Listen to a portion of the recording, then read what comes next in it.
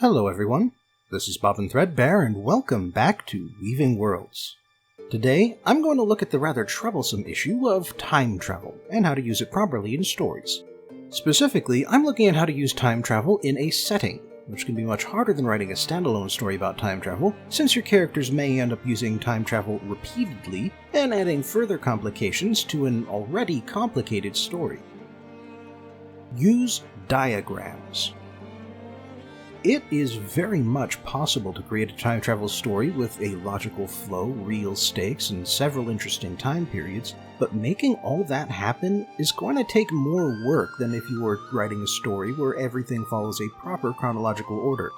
That's why it's important when you're writing a time travel story to plan out all of the time jumps before you begin, and to visualize them with a diagram.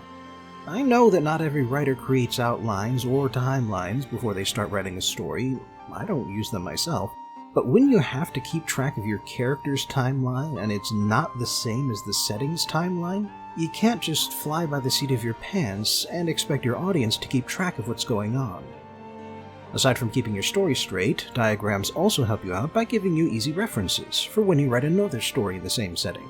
By quickly checking your old diagram, you can remember when each event takes place in your setting timeline, and so you'll be prepared for moments when you and your other characters run into the time travelers, either as they pass through their time period, or as their own time-traveling adventures intersect.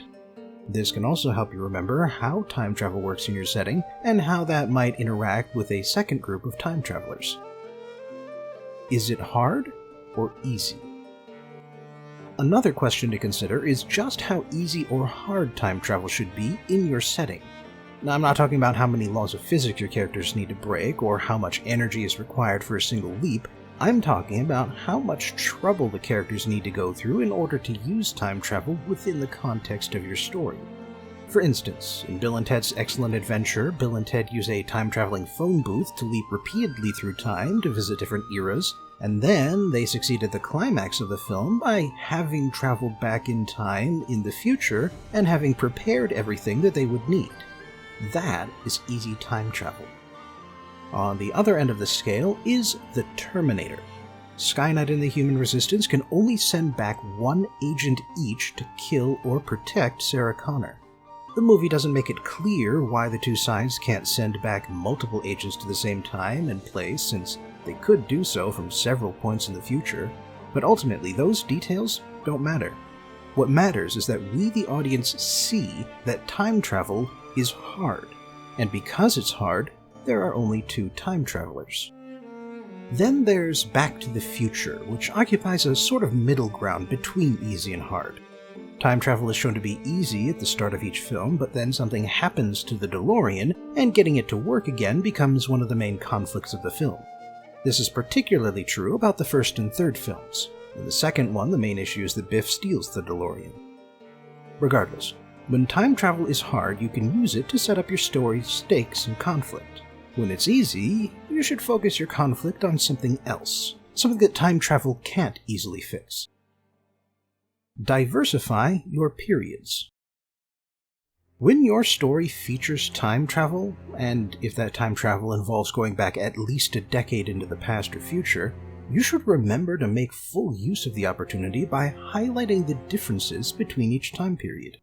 Back to the Future is a great example of this. The film starts by going through Marty McFly's average day and establishing what 1985 is like, and only then does it go back to 1955 and start pointing out the differences like fashion, music, nerd culture, acceptable norms, and civil rights.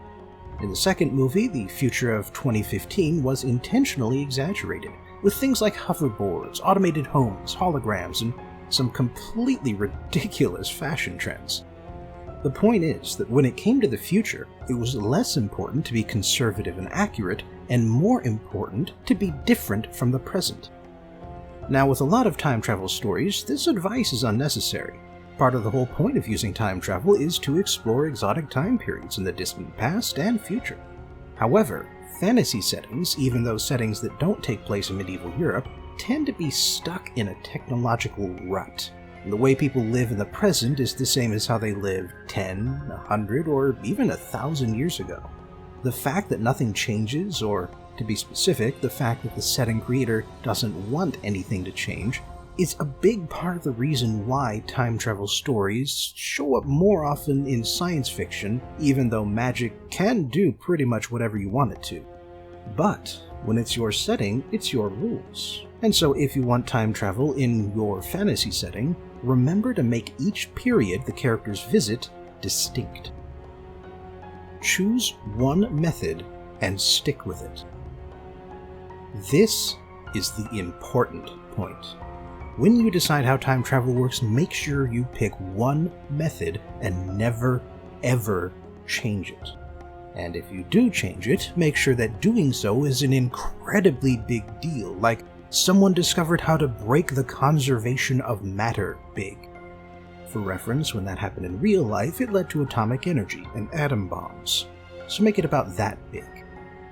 The reason you want to do this is not because of any real-life physics or anything, it's because your audience will become confused and disengaged if you create rules for your setting and then go about breaking them without a good explanation for why or how that happened.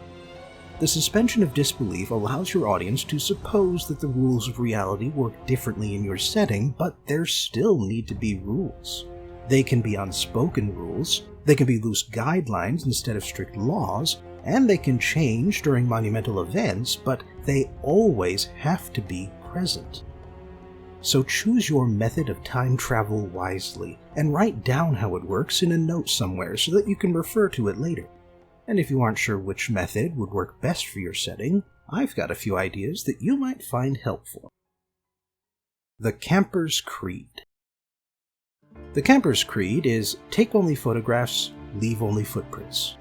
For some reason, maybe a strict regulating body or the limits of the laws of physics, it is impossible for time travelers to alter or even interact with other time periods. The only thing you can do is observe the past or future, and use the knowledge you gain to change the present. This gets around the paradox problem by simply having there be no opportunity for a paradox. While information can pass between time periods, nobody ever steps outside of linear time to change each other's actions. You also don't have any problems with setting up conflicts, unless you decide to show the end of your story early and without any sort of twist. The Closed Loop. This is another paradox-free option. Every action a time traveler performs in the past has already happened in the present, and that past will not change by the time the story ends. The downside of this approach is that if the audience already knows how the story ends, then there's really no stakes to the conflict. However, you can get around this with two methods. One, have the main conflict take place in the present instead of in the past, or two, have the knowledge of the present be misleading because either history was wrong or because the records of the events were incomplete or missing. Historical inertia. Historical inertia is the idea that history has a sort of weight and speed to it, and if a time traveler were to try and change things, then history would try to push back and keep things the same. There is a kind of logic to this, since individuals very rarely change the world unless they have a lot of other people following their lead. But in this case, it's a physical force, one that can only be overcome by doing something drastic. As such, historical inertia can serve as a sort of antagonist, in a variant on the person versus nature conflict. However, this style of time travel does invoke the time traveler's paradox, where a time traveler would have no reason to go back and change the past if the past had been changed already. There's also the Back to the Future variant on historical inertia, where changes are easy enough to make, but they take some time relative to the time traveler for those changes to catch up to the time traveler's present. In this case, historical inertia isn't a direct antagonist so much as it is a time limit that sets the pace of the story. The Butterfly Effect. The butterfly effect is the exact opposite of historical inertia. Instead of saying that history is hard to change, butterfly effect time travel suggests that any change, no matter how minor, will change the future unpredictably. Maybe because you distracted your mother for 5 minutes, she never met your father, and you were never born. Maybe when you move a rock 10,000 years ago, this sets off a cascade of different events that results in a completely unrecognizable present. This form of time travel fully invites paradox in, since in some cases the time traveler wouldn't have even existed in the present that they create. But it also raises the stakes of the conflict, since the traveler has to be very careful about what they do and what they change, or else they'll create unexpected consequences. Mind hopping. Some settings don't let you travel physically through time, but you can travel mentally. Quantum Leap is a famous example of this, with the protagonist's mind constantly leaping between the bodies of different people in different times. Another example is Steins Gate, an anime and visual novel in which the protagonist figures out how to transfer his consciousness back in time by about a day or so. Mind hopping is compatible with most of the other time travel options on this list since it doesn't interact with paradoxes directly, but the reason I bring it up is because it's a less common but still very interesting way for your setting to use time travel. The Multiverse. A common multiverse theory is that there is a separate universe for every action, choice, or random result that ever occurs within our universe. If this theory is correct, you could potentially create a time-traveling system that doesn't actually travel through time. Instead, what it does is travel to a parallel universe that is unfolding 50 years later than ours to give you the experience of traveling back in time 50 years.